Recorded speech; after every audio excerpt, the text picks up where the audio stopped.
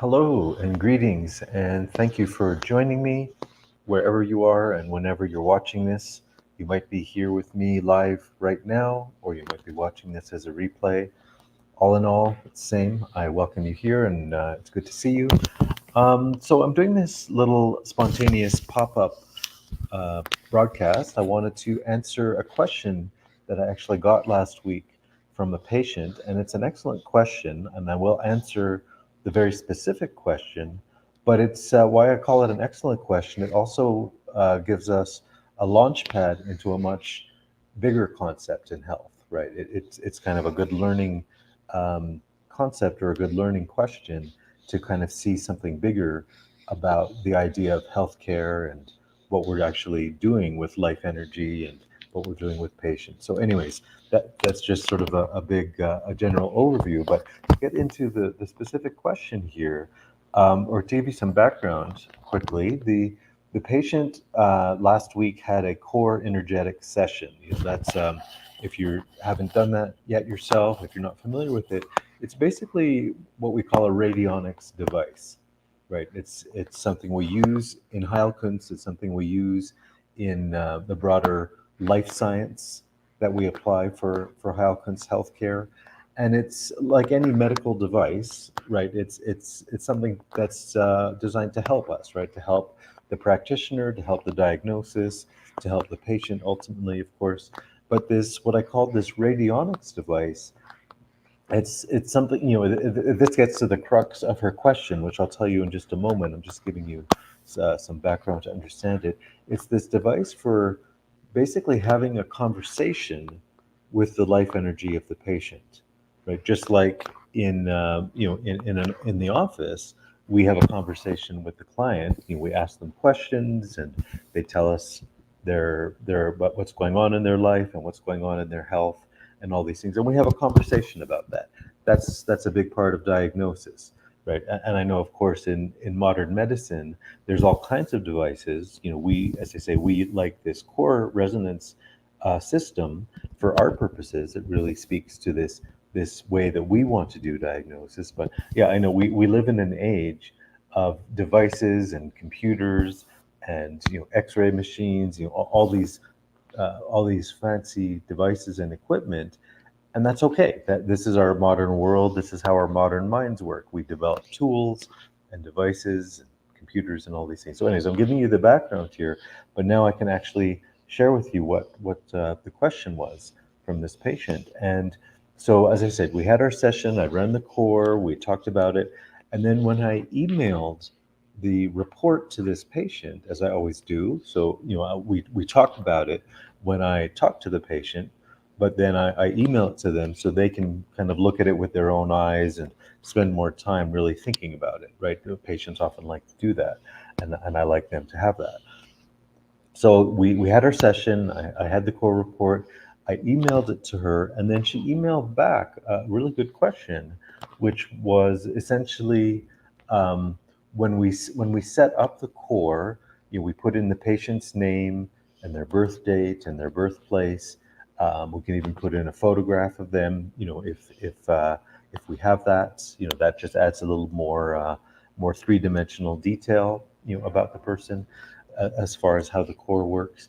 But what I had used is her common nickname, the name she calls herself, the name I address her as, well, this isn't maybe the best example. It's an okay example. My common name is Jeff. Everyone calls me Jeff. I tell people to call me Jeff. When I call the 1-800 number to talk to the bank, they say, was this Jeffrey? I said, oh, you can call me Jeff. That's okay. That's just my common name, my nickname, as it were. Um, when when we have so as I say, we all have a legal technical name, but this was the patient's question: is I had set up her core using her common given name. Just like for myself, I would have put in Jeff rather than Jeffrey. I did the same thing for her. I used her nickname, right, her common name. But she was concerned. She said, "Well, is that okay? Like, Jeff didn't use my legal name, which is a longer version, of the nickname I used." And I said, Yes, that's perfectly fine. In fact, that's better because the way that the core works, yes, it is a computer and a computer program, and it has some some physical hardware that kind of makes it work in a certain way.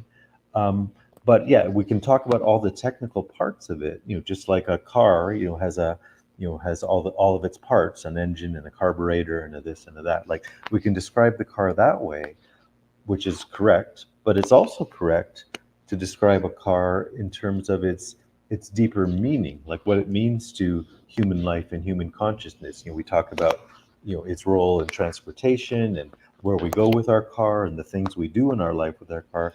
Well, it's kind of similar with this. We have a nickname and we have this core device, and we set up the core in terms of this basic common nickname, because as far as we're concerned as human beings, that's who we are. That's how we refer to ourselves. That's how we want other people to refer to us. That's how we live our life.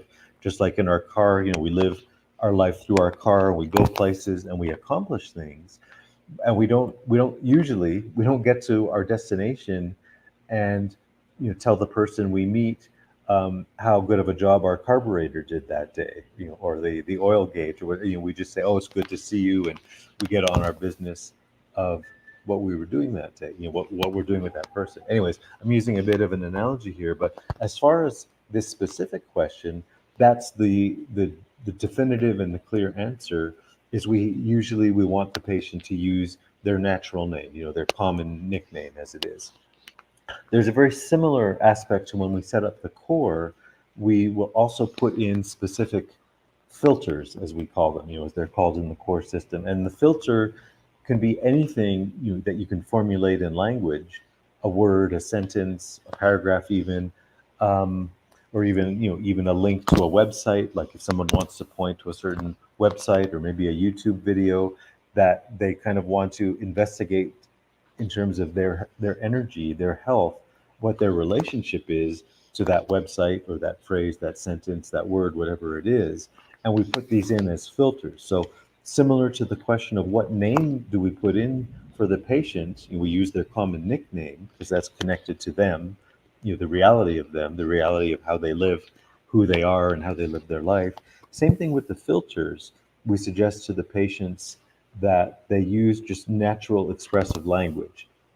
I'm wondering, why I keep getting these headaches, or I'm wondering, am I going to, am I going to find more fulfillment in my life, as I kind of go through the next days and weeks. It's more of a question and an expression of their life energy, as opposed to what we suggest the patient does not do, is use technical allopathic language. The doctor gave me this diagnosis, and I have whatever. I can't off the top of my head. Nothing's coming to mind. All the rheumatoid arthritis. All the allopathic labels. Well, that takes us into the realm of of technical language. And technical language is okay, but as I say, we don't drive our car because we want to see if the carburetor can do a good job today. We're just living our life and doing the things that we do. So very similar here. We don't want to get kind of pulled down into these technicalities and this or another way of saying it, a very mechanical way of looking at human health, the human being. We are a being of consciousness. Yes, we have parts, we have body parts, we have technical ways we can describe that, and the heart does this and the kidneys do that, and yeah, yeah, yeah, I know. But no, when we really want to get into the root level of diagnosis and actually moving a patient's health and life forward, that can only be done fully on the basis of conscious. So, anyways, this is a bit of the bigger topic that's implied in this question, but it's an excellent topic and it's an excellent question.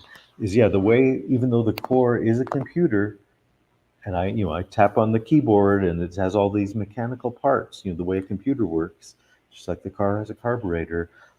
The the ultimate way that the computer and the core functions um, is, as I'm saying, is through this human consciousness. So really, and partly why I say this too. Again, this is part of our modern age.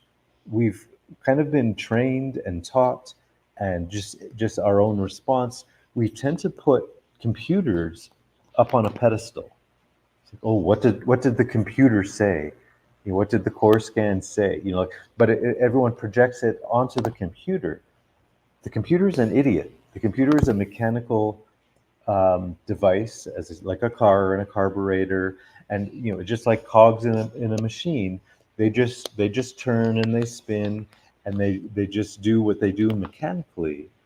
But that's not the understanding of what's happening in a core scan. Fundamentally, it's really a conversation between the practitioner's consciousness and the patient's consciousness. It's being mediated through this device, just like, well, just right now, I'm talking to you, being mediated through a computer, through the internet, through whatever channels this is coming out on YouTube, and these are all mechanical explanations of how I'm sending this message to you, which is correct technically. I'm not denying any of those things, but but if we forget this fundamental point, that when we're running a core scan for a patient, my life energy as the practitioner is entering into a dialogue with the patient's life energy. And as I say, whatever is happening on the computer is just the projection screen that we can kind of have this conversation through, right? Just like if we were in the same room together, we'd be having a conversation, and the vibration of my voice would, yes, be vibrating the air between us, and vibrating the person's ear canal and all these things for the sound to be transmitted. But if we begin and end our understanding of a conversation just with vibrations of air, or just like if I go to a concert and I hear the music that's being played, yes, the instrument is being played, it's vibrating the air, and da da da, it's vibrating my eardrum and all these things. Well, yeah, but no, again, that understanding, that explanation, absolutely misses the point of what music is, what human communication is, what conversation is. It's like, so all it's all these things. I'm kind of rambling a little bit now, but yeah, this excellent question and concern of the patient is very important. Is, yes, I used that patient's common nickname, the name she herself uses and tells me to use. Call me this, call me that. Like I say to the bank teller, call me Jeff, not Jeffrey. I say when I go to sign a legal document, of course I sign Jeffrey. When we want things to be legal and all that, but again, that's another technical topic. We don't want to be technical. We don't want to get too legal as much as we can avoid that, right? We want to be real human beings with real consciousness and real, this in our context of healthcare and healthcare. This is a topic of consciousness, of true healing, of true diagnosis, and really getting into what is at the bottom of a human being, and what is at the bottom of a real diagnosis. It's all these things we're talking about. It's not technical, it's not mechanical, it's a matter of consciousness. So I will, maybe, as I think I made my point fairly clear here, and how the core works, and that it's we have to get our minds out of the technical way of thinking into a consciousness way of thinking, a living way of thinking. So I'll leave it at that. Thank you for joining me. And as always, if you have questions I can answer in a future broadcast, just go to our webpage, arcanum.ca, arcanum.ca/live. And there's a place where you can either put in your questions, or you can actually record a video of whatever your question is, and I will actually be able to answer your question by video in that sense. So thank you for joining me on this day, and I'll see you on the next broadcast.